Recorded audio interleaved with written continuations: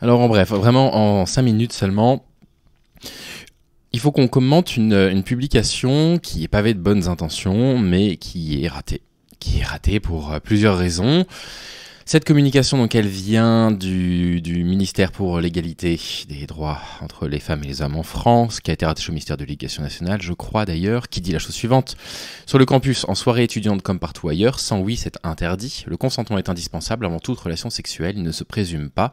Demandez le consentement à vos partenaires. Pour illustrer ça, on voit une situation qui a été maintes et maintes fois décrite par certaines femmes, à savoir un supérieur hiérarchique qui vient avec une attitude très patriarcale, poser une main sur votre épaule quand il vous parle. Effectivement, ça fait partie des contacts qui ne sont pas consentis, dont on se passerait bien, qui sont relativement condescendants. Non, le problème, c'est pas tant la photo que le texte. Sans oui, c'est interdit.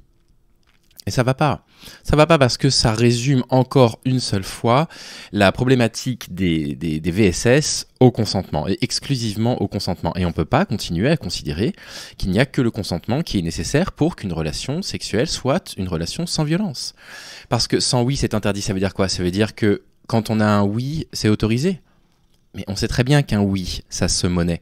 On sait très bien qu'un oui, ça se négocie. On sait très bien qu'on peut dire oui parce qu'on est exaspéré de la quantité de demandes. Mais dans ce cas-là, c'est un oui qui est obtenu sous la contrainte. Et la contrainte fait partie de la définition juridique du viol en France.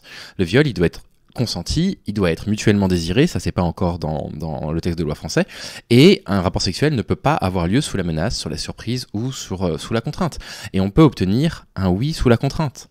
Et c'est terrible parce qu'en fait, si on veut continuer à résumer la question d'une relation sexuelle saine à la question du consentement, ça veut dire qu'à chaque fois qu'il va y avoir un dépôt de plainte, ça va être à la victime de devoir prouver qu'elle avait manifesté un non-consentement suffisant.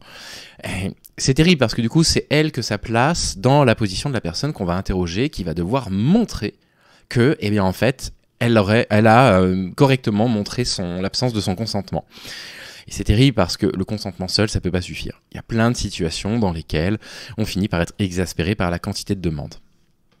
Alors c'est bien que le gouvernement fasse de la prévention contre les violences sexistes et sexuelles, mais en fait, ça va pas du tout. Pourquoi ils font ça dans leur coin ? Pourquoi ils se rapprochent pas d'associations féministes qui leur auraient expliqué que cet affichage, il fonctionne pas ?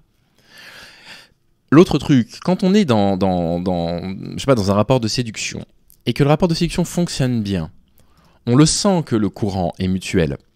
On se cherche un petit peu, on s'envoie des petites piques en face, des petites piques mignonnes, j'entends pas des attaques, il faut pas confondre la culture où on va systématiquement s'attaquer et se rabaisser pour de la séduction, mais des petites piques du style ça m'aurait fait plaisir qu'on rentre ensemble, et l'autre qui vous répondrait je sais pas, oui c'est pas impossible qu'on rentre ensemble, et on est face à face et on peut poser la main sur la main de l'autre parce que le consentement il est pas toujours verbalisé, c'est pas toujours nécessaire, que c'est évidemment une situation dans laquelle le feeling est complètement mutuel et qu'on est sur la même longueur d'onde.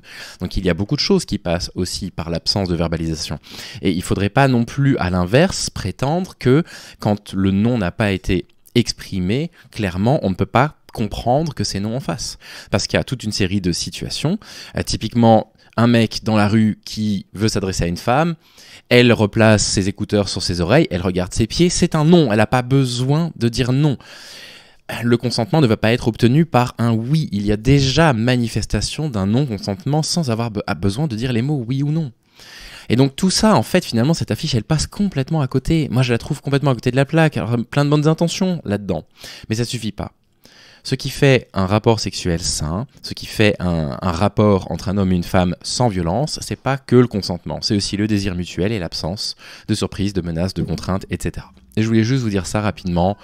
Je suis un petit peu déçu de cette publication, je la trouve à côté de la plaque, et encore une fois, je ne comprends pas pourquoi, quand ils font ce genre d'affichage, ils vont pas voir des associations féministes. Déjà, pour leur donner un peu de sous, elles en ont bien besoin pour produire quelque chose de meilleure qualité. Voilà, c'est tout ce que j'avais à vous dire. Prenez soin de vous. Salut.